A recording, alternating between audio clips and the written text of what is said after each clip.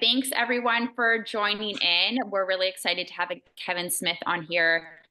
He's going to dive into a lot about financial literacy. We're going to talk about a ton of different topics from capital gains, tax implications, how to protect your assets, how to set up estates and wills and all of that stuff. So we're going to go through a lot and we'll have slides that we can send out to everyone afterwards. And it's also going to be recorded. So we'll put it up on YouTube and send it out to everyone. If you have questions at all, just raise your hand and we're happy to chat more here. So I'll hand it over to Kevin. Perfect. Thank you. And thank you, Team Apex, for your platform to share today. I'm hoping I'll introduce some good topics for everyone out there and hopefully some good takeaways from the PowerPoint slides. This is, in general, a big presentation. So this is something I would do, again, at a big seminar. I would do this when client meetings over the course of about 3 or 4 client meetings because it's so much information to take in. So again, take it away. If you come back with any questions, obviously reach out to Team Apex or myself and happy to continue to answer questions for your financial plan. I'm going to switch this over and share my screen with everyone. Okay, so again, we're going to talk today about strategically building your wealth.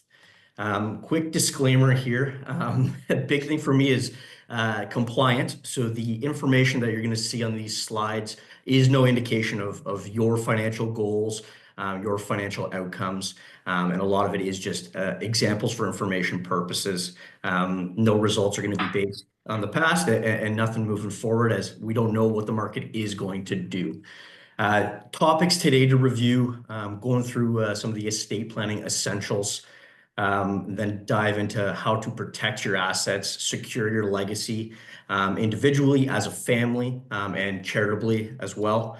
And then dive into some tips for property owners. So that's going to be a big part of the presentation, looking at what you can do in retirement, what you can do to basically situate yourself before retirement so that you can pull from all the different accounts, properties without being dinged with the major tax implications.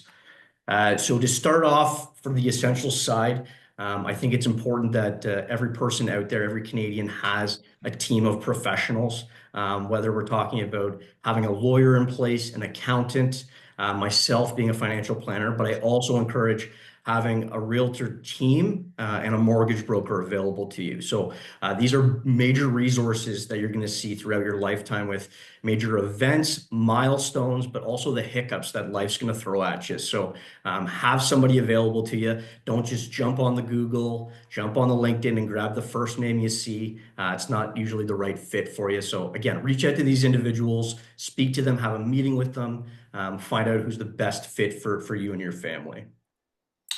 Sorry, Kevin. just on that slide there, Yeah. just a quick question. I know in terms of Michelle and I in our space, it's a very collaborative effort, when we're dealing with, our clients. So obviously we have contact with mortgage brokers. We'll even reach out to accountants, lawyers. So, the chain of communication between each kind of sector, it's seamless now. Someone obviously in your position, like, do you have that type of relationship? Or is that line of communication open as well? I do a lot again with the accountant side of things. So again, a lot of my clients would like a tax package sent to them, and this is actually perfect timing because it's RSP season, so everybody's getting their RSP contributions in, and then right away asking for tax slips. So I'm open to speak to everyone's accountant and I can send them direct tax packages. So again, the client doesn't have to do anything. It makes it a seamless process. And the same thing with lawyers. As long as we have the client's authority to move forward and send documents on their behalf, more than happy to. And again, working with realtors and mortgage brokers, it makes things a lot easier, takes the stress out of it, and it gives a lot of clients peace of mind when going through these big financial decisions.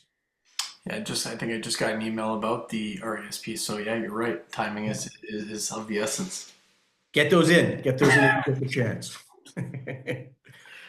So we'll keep rolling here. So again, with estate planning. So whether you know it or not, you have an estate. Everyone does. Whether it's big or small, it doesn't really matter. The key to that is how are you setting it up? What can you do to get ahead of this? I mean, no one knows when they're going to die, so you want to have all of these documents ahead of time, leaving your family with direction on how you want to have the assets controlled, who's going to benefit from it. Like I said, it could be your heirs, so again, your kids, your spouse. It can be a charity, depending on how you see fit on getting your assets basically liquidized to send on to the next generation. You get to decide that. So the big part for my job with the estate planning, I can't do a will or a power of attorney. So like having that team of professionals, I encourage you to see a lawyer. Versus my portion of it is making sure that you get to minimize the tax implication on it. The last thing I want you to do is pay more money to CRA than you have to. So we make sure that more of your money goes to the beneficiaries or who you see fit. Now, Kevin, if you don't have a will, I might be jumping ahead here, but what happens? Yeah, and a lot of people don't. So when you don't have a will, it's going to be the last bullet point there is dying intestate. So you die without will, you basically forfeit control of how your estate is going to see fit. The government then steps in. Now they're still going to get their paid portion of taxes on your terminal tax return, but they're going to look to basically your family structure on how to pay out your assets, how to basically sell off or disposition all of your assets. So they'll decide based on a formula how that's going to see fit, and it will take a lengthy period of time to get done, where someone who has a will in place, there's direction in place, the estate can get settled in a timely manner. But I've seen estates carry on for 7-10 years before they get closed out. So it's quite an inconvenience, again, to the family, to your beneficiaries. It just depends on if you get anything drawn up and if it gets contested. So you could always have a will that doesn't have everything perfectly outlined. People miss it. There's gaps in it. That's why I always say see a lawyer, because they'll make sure that it is seamless. But those gaps could be contested by another family member and then take a longer amount of time to reach that settlement. Okay, so you're forfeiting complete control over the whole matter if it's not done. Exactly. I know a lot of people say, I'm dead, I'm gone, I don't care. Well, I mean, you get a chance here to help, whether it's your spouse, your children. You get to see how your assets are passed on. So seize that control when you can, because again, CRA can take quite a bit of it, and we don't want that. And just on that note, is it ever too early to get a will in place?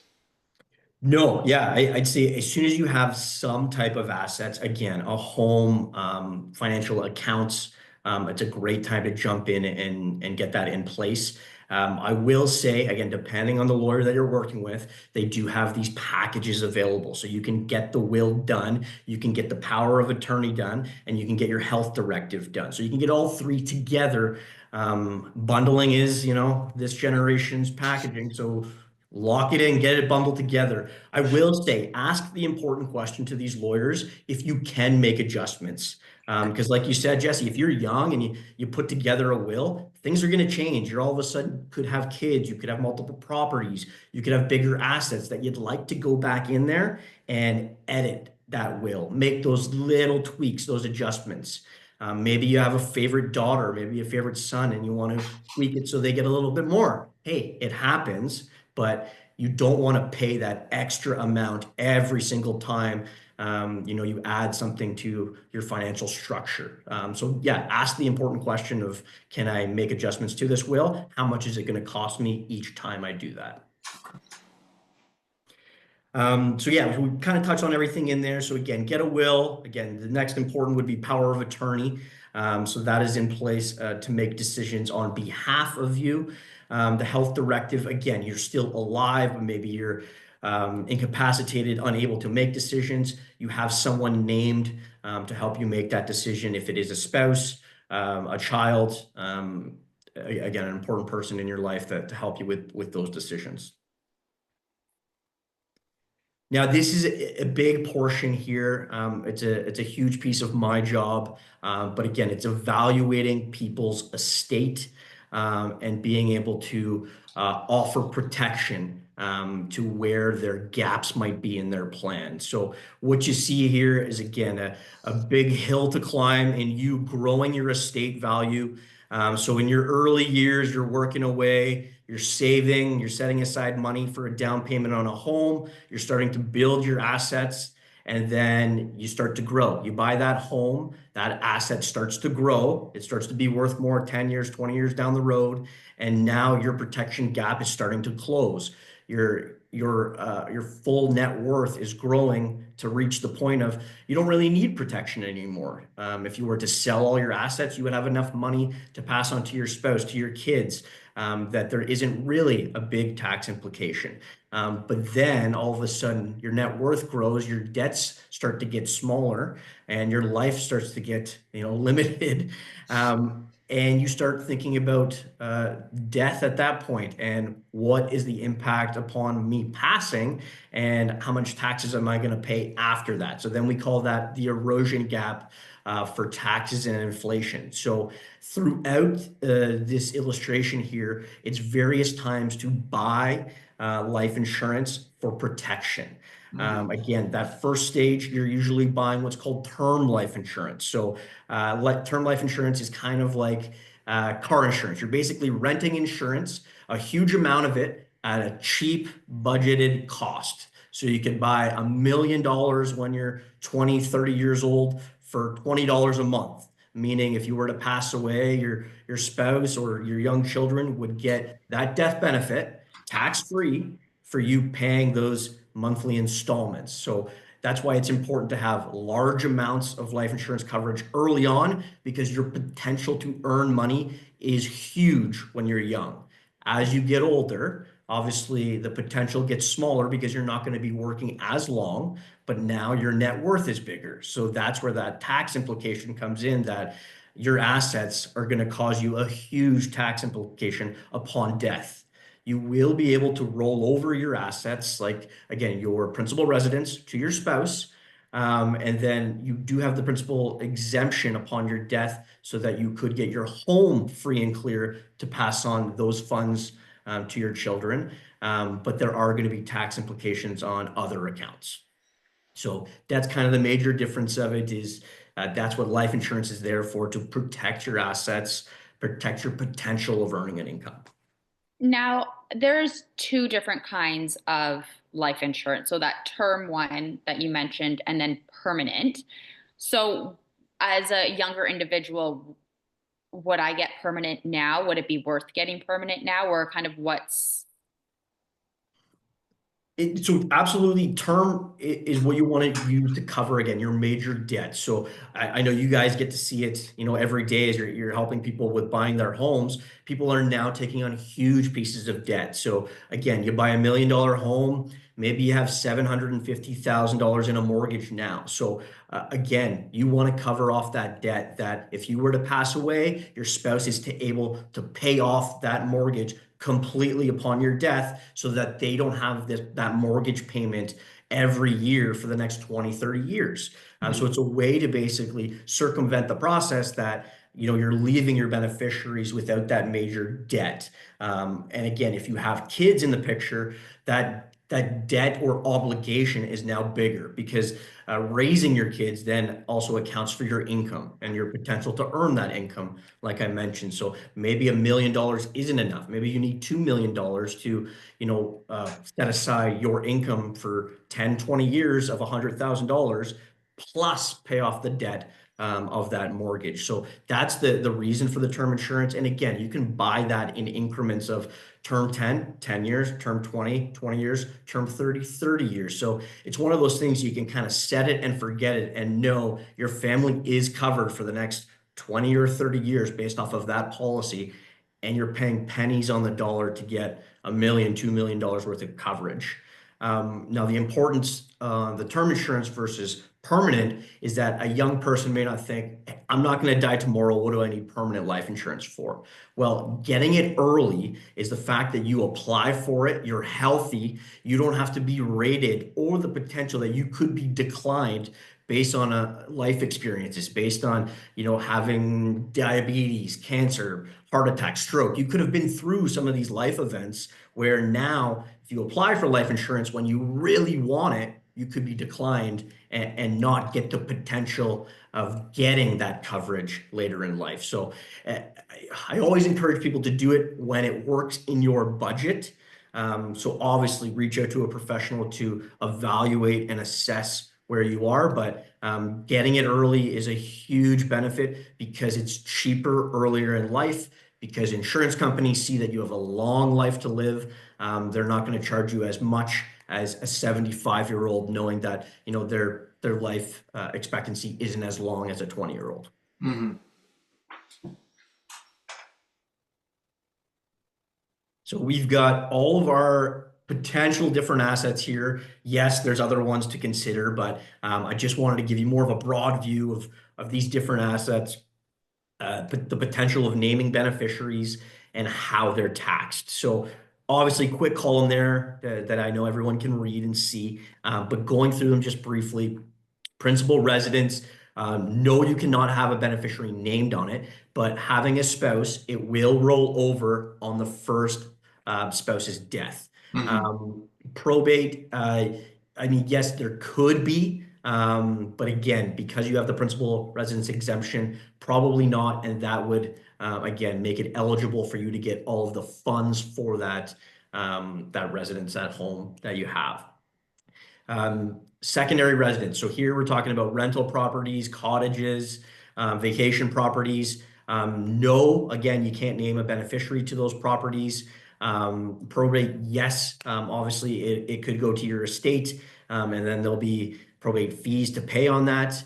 Taxes, yes. So the taxes here are capital gains. So on your passing, obviously, if you have a spouse, it could roll over to the spouse, but on the last spouse's death, you will be deemed to dispose of that property. So there is going to be a capital gain on that. So all it is what you bought it for, excuse me, and then what the fair market value is. And I've got an example that we can go through, but basically that difference is what is eligible to be taxed, and then 50% of that is taxable income. And then that will depend on your current income bracket to what taxes you have to pay. It's something that, you don't like to see being a financial advisor. It certainly happens. So many people have multiple properties these days. It's just planning for it, knowing that eventually you, your spouse, your children are going to have to account for these taxes. It's what can we set up? And that's where, again, we talk about life insurance, is put that in place, because that can take care of those taxes so that your family doesn't have to go out of pocket to keep, the family cottage. And it stays in the family without having to worry about, do we have to sell this? What do we have to sell to keep the cottage? Do we have to sell, all of our assets? Do we have to get rid of all of our TFSAs to afford it? So it's something you don't like to see, but take the steps now to plan for it. The next two, again, is more common that I see is, again, RSPs, TFSAs. So yes, you can have a named beneficiary on those. The same thing does apply where it can roll over to your spouse without any tax implication. The big thing that I will mention here that a lot of people don't do is with your TFSA, yes, you can have a beneficiary. If you have a spouse, you can name them as a successor beneficiary. So what that means is on the passing of your spouse, your rollover of your TFSA then combines with your spouse's TFSA. So then you basically have a TFSA on steroids. You have two of them together. You're allowed the contributions that your spouse made into it for your contributions for life. So easy example today, you're allowed $102,000 per person. Your spouse passes away. You now have a TFSA. If it had $204,000, you have a lifetime of $204,000 you can contribute to it. And the important part is that's tax-free. Interesting. Yeah. Okay. So It's basically ticking a box when you open a TFSA. So just keep your eyes peeled when you're filling that out with any bank, because these bank tellers will not tell you. They'll just ask you if you'd like to do it or not. Okay. Non-registered, basically, it's like having a second property. Is a non-registered account. You can be dinged with the capital gains. So again, it's the growth on the account, growth on your investments. You'll pay some taxes based on your individual tax bracket. Life insurance, yes, you can name a beneficiary, no taxes. So key piece there. And then a big one here that I'll just touch on is having an incorporated business. So it's ways on setting it up. So again, I would encourage, if you have a business and you're incorporated, speak to your accountant, speak to your lawyer, get it drawn up in the most tax efficient way so that again, your shares can be passed on to your spouse, your family members in the most tax efficient way possible. Okay. I got a question, just hypothetical here. So obviously, let's take an example of the cottage, right? So let's say that there's a father and son on title, and they're joint tenants. Father passes away, so right of survivorship goes on to the son. What would happen in that particular situation as far as, capital gains or taxes at death? And again, very common because a lot of people, especially with cottages, want to keep the cottage in the family. And if they have joint ownership, and again, with a child, it avoids the tax event Okay. in that exact situation. So again, if it's father, son, and the father passes, because the son is named as a joint owner, the father's death doesn't cause a tax event. However, it does implicate the son now has taken control of the property at whatever the father purchased the cottage for. So let's just say the father purchased it for, easy numbers, $100,000. And Okay. then over his lifetime, it has now grown to $1 million. So Okay. now the son has basically taken over the father's ownership at $100,000 and growth to $1 million. So there is 900,000 that could be implicated as a capital gain at that point. So that's you avoid the tax event, but you basically pass on the capital gains tax event to your child. So you avoid it as the parent. Some people might say, great, I don't have to pay it, but my son will down the road. But you're just increasing what that tax event would. Same thing as if that son all of a sudden names his His son or son. daughter as a Correct. joint owner and passes it on. That we're talking 100,000 to potentially 2 million, 4 million, 5 Yeah. million down the road, that eventually CRA is going to get their money's worth of that tax event. So off this event, father passes away, bought it for 100. Now it's worth a million. So that 900. So, and then capital gain. So 450,000. Okay. At whatever, tax bracket he's at. So let's even say what? So 450, 30%, that's we're looking at,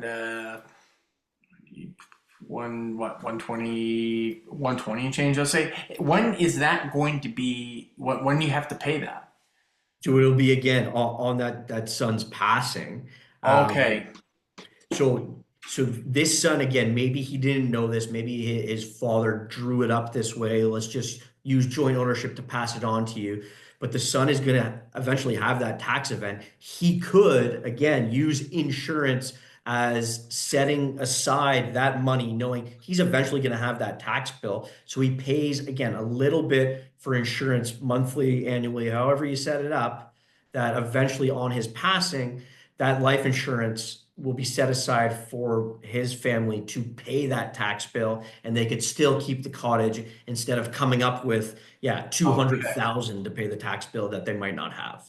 I follow. Okay, so again, just another added benefit as to, a little bit each month goes a long way than having to do that all in one shot. Okay. Exactly, yeah, and that's the thing is these tax events, they come and go, and all CRA sends out is, hey, you owe us this much, and people aren't prepared for it, or they don't realize that their parents might have done it or set it up this way years ago. Mm-hmm. So again, that is one piece of what an income tax might look like. So again, on your estate, what the income tax on a terminal passing would be, you need to include any earned income, pension, interest, dividends. They all count up to the date of death. And then, like I said prior, is that anything that you hold on your passing is deemed to be disposed. So again, that's capital assets, that's investments, that's rental vacation properties. You're deemed to dispose of it at that time on your passing, unless, again, you have a spouse and it rolls over. So all of these need to be considered because they're all going to count on your terminal tax return. Okay. And to give you an idea, again, I'm a visual learner. It's important to see what these examples look like. So I just put this together to show you the example. So again, here's an individual. They're living in let's just use 2024. They lived all the way until September 30th, to which point they then pass away. So their annual income in that year is $80,000. So they earned 3/4 of that amount, 9 months worth. So they only earned 60,000 of a potential 80,000. 60,000 has to be considered earned up to their death. Mhm. Then the next portion, so we can use this example as even a rental property. So let's just say the fair market value of a rental property is 500,000. This person purchased it for 300,000. So they have the growth of 200,000. So that's the capital gain. The taxable income, I said, is 200,000 times that 50% capital gain. They now have an additional 100,000 to account for income. So Mhm. they've just in this given year, 2024, income earned 60,000, taxable income on the deemed disposition of the property 100,000. Now you have to account for their holdings. So again, no spouse is in the picture here. This individual had RSP, RIF money, whatever account you hold, of 300,000. They're deemed to dispose of that entire account in that year that they passed. So all of that is considered income. So now we add them all up. This individual actually had a year of earning potential of 460,000. So it's a big number. And these are this year's tax brackets, to give you an idea, is they're going to be right at the top for that top tax bracket. Anything 253 or above is the top tax bracket. You're paying the top capital gains on that money, on that disposition of that property. So it's something people don't account for. Like I said, if you knew when you were going to die, you'd set up everything in place. You'd know you get tax-free money from insurance, your assets, wherever it is. But these are the kinds of things that people run into. And then again, they're forced to sell properties. They're forced to dispose of their investments, their RSP money, just to pay off that tax bill. And then whatever is remained is then distributed to their beneficiaries. So this can eat up a ton of money if there's not, like, say, the life insurance in Place, yeah. place for your children or whoever's left to, and it can put them in a really bad financial position as well. Absolutely, yeah. So that's why you have to take advantage of the tax-free accounts available to you, the TFSA. With RSPs, again, important to name a beneficiary so that, again, you can bypass probate and you don't have that additional tax to pay. So there are ways around it. There's ways to set yourself up that you know what your taxes are going to be. You can forecast what they're going to be, but at the same time is you have to make sure it's affordable for you currently and for your family moving forward. That it's cheaper than 53% on paying to CRA when they did nothing to earn that money. 53% at 460. Yeah. Yeah. And would it be safe to assume that for a lot of people, the year that they die is when they make the most income based on these factors? Yeah, very much so. and again, when you die within a given year, obviously implicates that too, where if you can't plan it, but if you were to die, in January, all of a sudden you haven't earned all of that income for that year. And if you have a spouse, that RSP, that RIF could be in essence rolled over to someone else where it doesn't trigger that tax implication. But yes, disposing of properties, yes, you're going to be hit with that no matter what. Wow. Okay. Well, that slide alone, just even that scenario, right? That's pretty jaw dropping, right? And it puts it into perspective as to if we're not planning accordingly, you know, things that are unforeseen or nobody wants to talk about, they do happen, and when they do, it could be, uh, yeah, pretty tough pill to swallow. Yeah, big time. And again, this is not something I tell clients to, you need to memorize this. You need to, this is why you have experts on your team. You have accountants that are going to help you through this. You have lawyers that are going to help you, stipulate what you need to have in that will to avoid certain aspects of the plan. And that's what I work with clients, year in and year out throughout retirement to pull out and minimize how much tax they pay early on. So again, that your estate doesn't have that huge tax bill. We've put you in a great position. You're going to pay some tax, absolutely, but let's minimize that. Let's keep that to as low as possible. Yeah. This is again another scenario to pull you guys through. I know I'm harping here on insurance. I just want you guys to see insurance is an asset. So these are just ways that people use insurance as an asset to help minimize that tax bill. So to just go through each scenario here and show you how each plays out. Scenario one there, you can see again an individual at age 65. Their estate before taxes might be 505,000. The income tax comes in, they owe 258. What's left in their estate, again, to be passed on to their beneficiaries, 247. So again, you're still passing something on to your beneficiaries when you have that net worth. It's just, what are the income taxes? How do I minimize it? So again, you look at age 81, there's a bigger estate there. There's income tax still there triggered, and there's a bigger net estate. So the same thing goes through with the age 96. You get to see how big that net estate gets to.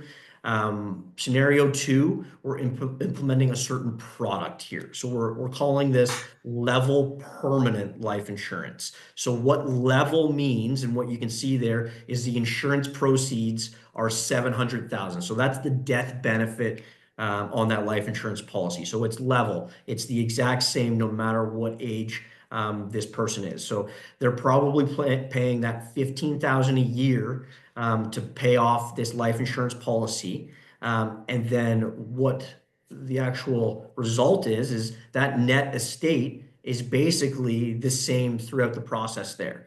It's that 700,000 proceeds of the insurance is helping to reduce what those taxes are that you're owing so that more is available for the net estate. The one thing that the level permanent life insurance doesn't account for is inflation. So what we saw throughout COVID, we saw that inflation grew to 7%, where we could see that again. Absolutely, we don't know. But the important part here is that you keep that insurance policy growing. And the fact is that it keeps up with inflation. $1 million today might not be as much buying power, $1 million 30 years from now. And that's what that scenario two is showing us, is that it just doesn't keep up with it. Scenario three, again, is showing us the alternative there, is you're now buying a growing permanent life insurance policy. So the value, the proceeds there is 420. So it's a lower amount just to account for making it a cheaper life insurance product. So it's more affordable, but now you have it growing so that 420 insurance proceeds 30 years from now is going to grow and be 1.1 million because you've set it up, you've bought the right product for what you're looking for to cure your estate issue in the future here. So now, again, same results that we kind of see there, that net estate obviously growing, the insurance proceeds now offsets a bigger tax implication, and now there's a larger amount available on your net estate. again, I'm speaking to insurance as an asset here, just showing you what a simple usage of permanent life insurance is for you, to just basically minimize what that tax implication might be on that final estate. And I guess for a lot of people, when they're considering between level and growing, they might consider factors like how healthy are they actually and their like family life expectancy, that like that sort of thing. Because I guess if maybe you weren't a very healthy person or people do pass on early age in your family, maybe permanent might be better if you think that you're going to pass earlier. Exactly. Yep, absolutely. And again, it could be again more affordable for you at that point.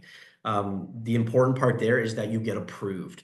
And again, if you were applying for life insurance for the very first time at age 65, which I do see a lot, is that again, you've been through a lot of let's just say life events at this point that you could add to your medical history, which could make you rated, which means a higher premium to pay on this insurance policy or being declined. So again, somebody in their 30s or even 40s, they don't need to buy 420,000 worth of coverage. They could get 100,000 knowing that 40, 50 years from now, that $100,000 policy has grown to be $1 million just because you've bought it early, you've bought it young, and you're healthy, you could get a better price for those terms. And I can't remember if we covered it already, but you don't, if you apply early, you don't need to redo anything in the future. Like if I apply now, I'm healthy, but then if I am not in the future, I don't need to redo anything. Like I don't get retested. Nope, not at all. Yeah, it's a contract. The insurance company is held to that contract. Again, you say you applied at 30, all of a sudden you have cancer at 35, 40. You do not have to again notify them for that. It doesn't change what your life insurance contract is. As long as you keep paying the premiums, the insurance company cannot do a thing about that insurance proceeds paying out upon your eventual death. Okay. So this one, I would say, again, insurance is important. Absolutely. Speak to that. This is a slide I show every client that I speak to. It's positioning yourself for your retirement income. Everybody goes through their entire life. I mean, the majority of people with just getting a paycheck, getting their money from their employer. So they know where their money is coming from every 2 weeks, every month, every year.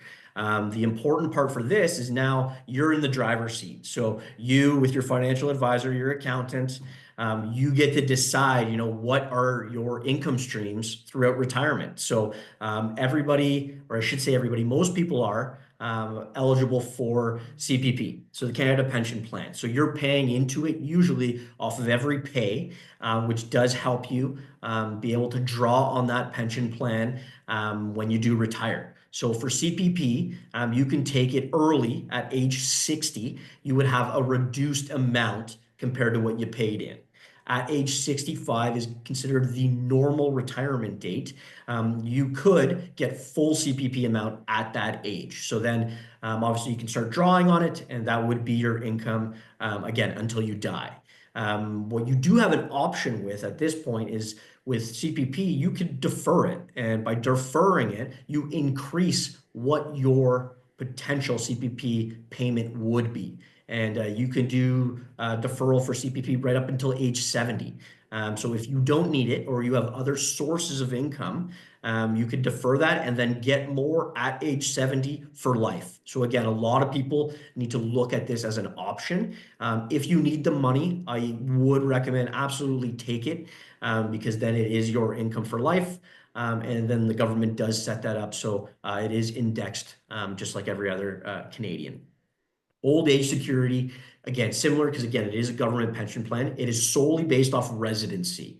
So if you've lived in Canada for 40 years, you get full OAS. And the big thing for that is you just need to account for it. And knowing that, again, that you've been here for 40 years, if you work abroad for 10 years, just keep in mind that you need an additional 10 years of living in Canada to be eligible for full OAS. So that makes your decision on when to draw upon it. So again, available at age 65. So again, a little different than CPP for when it's available. Also with CPP is, again, old age security, you could defer till 70. So if you don't need it, you could defer it and increase what your potential payout could be for OAS. The one I will talk about for OAS, and I've listed it there below, that people usually aren't aware of, is that OAS can be clawed back. You could lose all of your OAS pension benefits. So it starts at what we have listed there, 90,997 for 2025.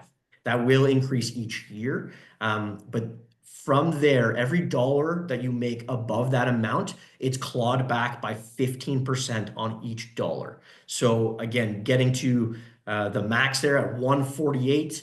If you make 148 from your various income streams, you lose all of your old age security. So this comes into strategizing, where is my income coming from? Because if I'm going to get clawed back my OAS at age 65, A, I'm not going to take OAS. B, let's find a way in the next 5 years where I can defer OAS till age 70 and maybe use up some of my other income early on so that I do qualify for old age security. Because, hey, it's a government pension. Everybody's entitled to it. If you've been here for 40 years, you might as well get some of it. I see. The big one there, and I know it's becoming abnormal to have a pension plan from work, but it's usually everybody's biggest piece of their retirement income is that pension plan. So if you have one, great. It's considered, again, your bedrock of your retirement income, that guaranteed money that's there for life. So if you're going to stack these income streams, it's going to start with the pension, and then it'll build on the additional income streams from there. The RIF that's listed there, so that's RSPs as well. Your RSPs have to turn into a RIF at the age of 71, and you have to take an income from that account at age 72. So you do have wiggle room here, like I mentioned, with CPP, OAS, and then when you have to take money from your RSPs into a RIF. And that money, again, it's based on the amount you have in the account. And when you start taking it, whatever age, it's usually 5% of that account. Minimum you have to take every year. So you're set to have to take the minimum, or you can take as much as you want from it. So it's all counting as income. It's all going to be taxed. So you just have to be aware that when you are pulling from that money, you're not getting the full amount. You're paying some to CRA. Sorry, for the RIF, it automatically at 70. Can you turn it into a RIF prior to 70? Yes, and great question. So a lot of people think about that too, and how to structure their retirement, that, hey, I'm retired now. I don't want to take my CPP yet. Maybe I just turn my RSP into a RIF at age 65, and that becomes my income for 5 years. And then I start getting CPP and OAS, or earlier. It just all depends on, again, when do you want to retire, and basically at what income? Because that's what you have to consider when making your financial plan, is that, I want to have 60,000 income in retirement. Well, if we can use your RSPs and your RIF to give you that amount for your first 5-10 years of retirement, great. And then on top of it, we'll include the other income streams for 71 and onward. So it's just all about planning. And like I said, if you want to minimize tax, you have to watch it, because at age 71, at age 72, all of these income streams become mandatory, and you're stuck. You're taking all of that money in, you're paying taxes on all of these income streams, and then you're set on what you can pull from. Okay. Now, these last two, again, very important. And again, I always encourage people that if it is possible, use these accounts as well. So your non-registered account, it's going to be a place that you can draw on where you're only paying capital gains. So throughout retirement, depending where your income streams are coming from, you could pull from a non-registered account, and it could be minimal capital gains that you have to pay. And looking at those tax brackets, I'll show it again in a second, but you could be pulling non-registered money out at $30,000 of income, paying minimal capital gains on that money, and it helps create another revenue stream for your retirement paycheck. So it's integrating that account, because that account, again, could keep growing for you by leaving it invested. There is no mandate, there's no requirement of when you have to draw on that account.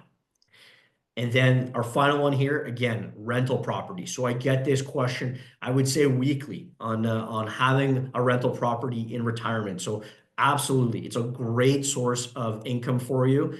You're obviously going to have taxes to pay on a rental property, but it's one of those taps that you can turn on and off. You can take it as a rental income and have that money set aside. You can sell the property and then take the proceeds and use it to fund your retirement. You could use rental income to fund your full retirement paycheck while you defer all of these other income streams. So it's such an important part of your financial plan, is knowing when to pull on these income streams, knowing the tax implications on each of them, and then again, setting yourself up for what your estate might look like, because CPP, old age security, they're not going to be there upon your passing. If you don't have a spouse, they're gone. They're not going to pay out. So that, in a nutshell, again, very important slide for knowing your income streams, planning for them. Talk to an accountant, talk to a financial planner, set it up now, because at age 65, all of a sudden you're going to be hit with these decisions and you're going to have no time to react to how to plan it. There, I just wanted to show you quickly here. These again are the tax brackets where are you going to land when you're taking these various income streams. So CPP and old age security combined, again, roughly $25,000. That's your income immediately in retirement from age 65 onward. Any dollar you pull from your RSPs then will push you up a tax bracket.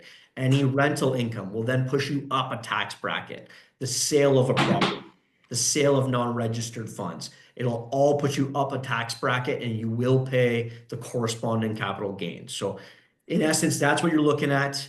For you visual learners out there, this is an important one for me, is me seeing this. So these again are the various years. This is you earning your paycheck, your salary. So you're at 140,000. All of a sudden you have multiple sources of income, and you have to manage it, because it could get away from you in a hurry, which is always great. We all want to make more money.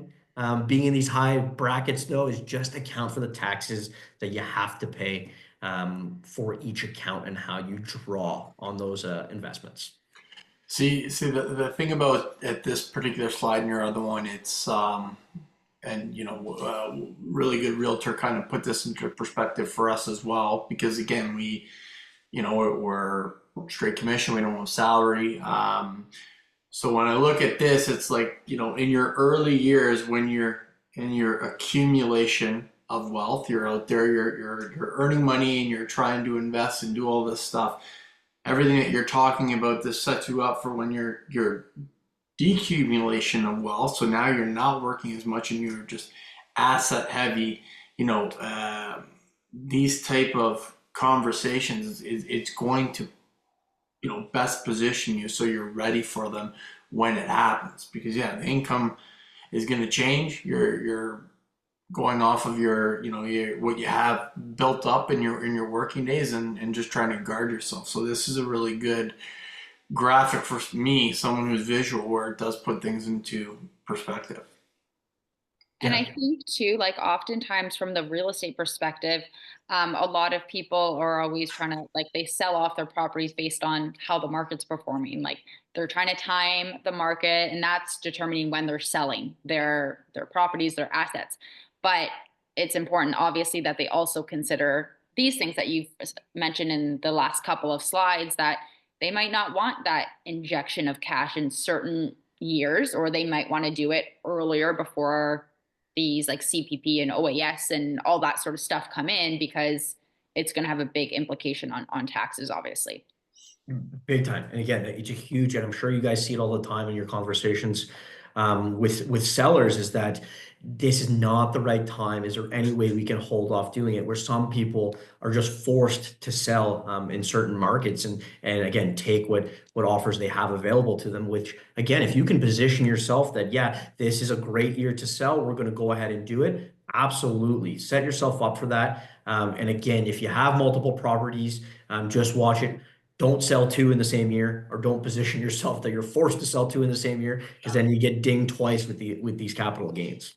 Well, and to your point earlier on, when you mentioned, like what does it look like having an actual team, working in your corner?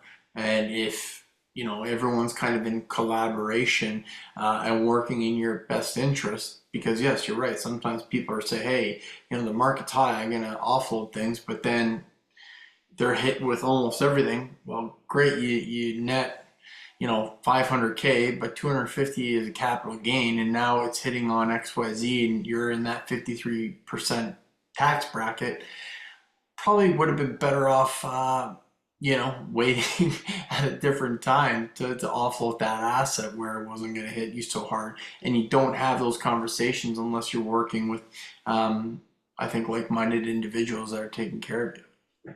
Yeah, and then even like selling it and then you're losing the CPP and OAS and all that sort of stuff. Like that's income that you've obviously paid into for your whole working life. I'm sure you want to see some of it back. Protect it. Protect whatever you can. Don't let it get away, and don't pay the government more. Tip of the cap to that point. Again, that's all I had for you guys today. I mean, key takeaways to focus on for anybody tuning in. Get started now on estate planning.